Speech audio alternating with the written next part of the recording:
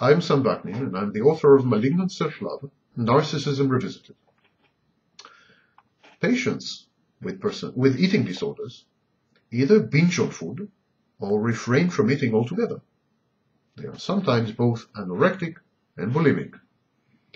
Eating disorders are impulsive behaviors, as defined by the Diagnostic and Statistical Manual, and they are sometimes comorbid, exist with Cluster B personality disorders, particularly with borderline personality disorder. Some patients develop eating disorders as the convergence and confluence of two pathological behaviors: self-mutilation and impulsive behaviors.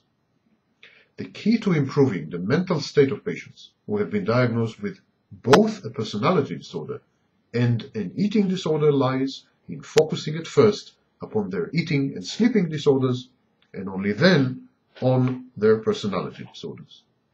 By controlling her eating disorder, the patient reasserts control over her life, and this newfound power is bound to reduce depression or even eliminate it altogether as a constant feature of her mental life. It is also likely to ameliorate other facets of her personality disorder. You see, it's a chain reaction. Controlling one's eating disorders leads to a better regulation of one's sense of self-worth, self-confidence, self-esteem.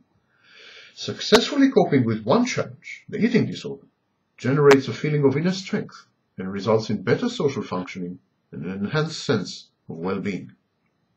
When a patient has personality disorder and an eating disorder, the therapist would do well to first tackle the eating disorder. Personality disorders are intricate and intractable. They are rarely curable. Certain aspects, like obsessive-compulsive behaviors or depression, can be ameliorated with medication or modified, but the underlying disease is very hard to uproot. The treatment of personality disorders requires enormous, persistent, and continuous investment of resources of every kind by everyone involved, especially the patient. From the patient's point of view, therefore, the treatment of a personality disorder is not an efficient allocation of very scarce mental resources. Neither are personality disorders the real threat. If one's personality disorder is cured, but one's eating disorder is left untouched, one may die, albeit mentally healthy. An eating disorder is a signal of distress. It says, "I wish to die. I feel so bad. Somebody help me." It is also a message. "I think I lost control. I'm very afraid of losing control. I will control my food intake and discharge. This way I can control at least one aspect of my life, my eating."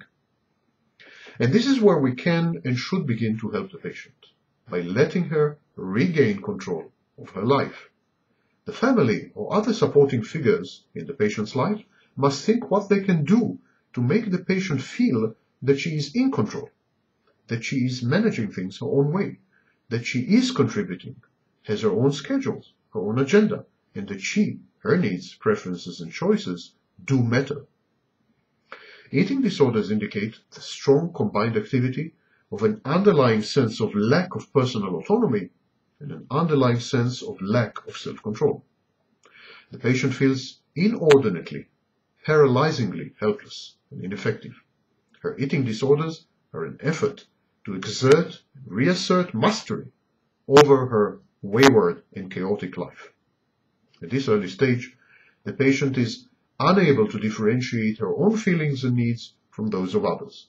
Her cognitive and perceptual distortions and deficits only increase her feelings of personal ineffectualness and her need to exercise even more self-control by way of her diet. She develops a somatoform disorder. The patient does not trust herself in the slightest. She rightly considers herself to be her worst enemy, a mortal adversary. Therefore, any effort to collaborate with the patient against her own disorder is perceived by the patient as self-destructive. The patient is emotionally invested in her disorder.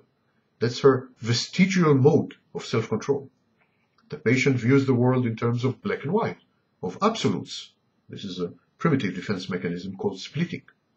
Thus, she cannot let go, even to a very small degree. She is constantly anxious. This is why she finds it impossible to form relationships. She mistrusts herself and by extension others.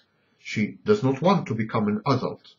She does not enjoy sex or love, which both entail a modicum of loss of control. All this leads to a chronic absence of self-esteem. These patients like their disorder. Their eating disorder is their only achievement in life.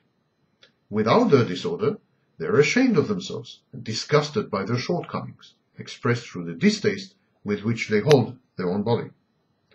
Eating disorders are amenable to treatment, though comorbidity with a personality disorder presages a poorer prognosis.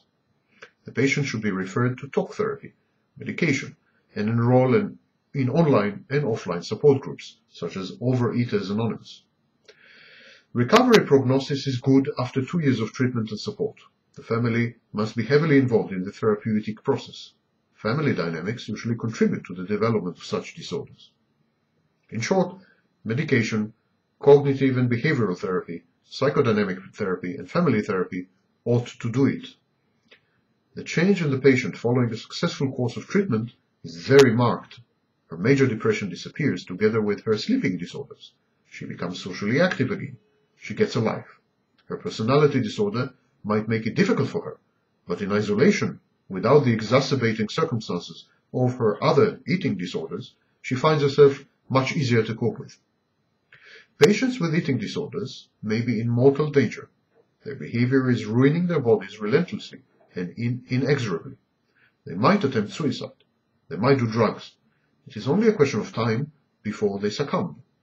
The therapist's goal is to buy them that time. The older they get, the more experienced they become, the more their body chemistry changes with age, the better their chances to survive and thrive.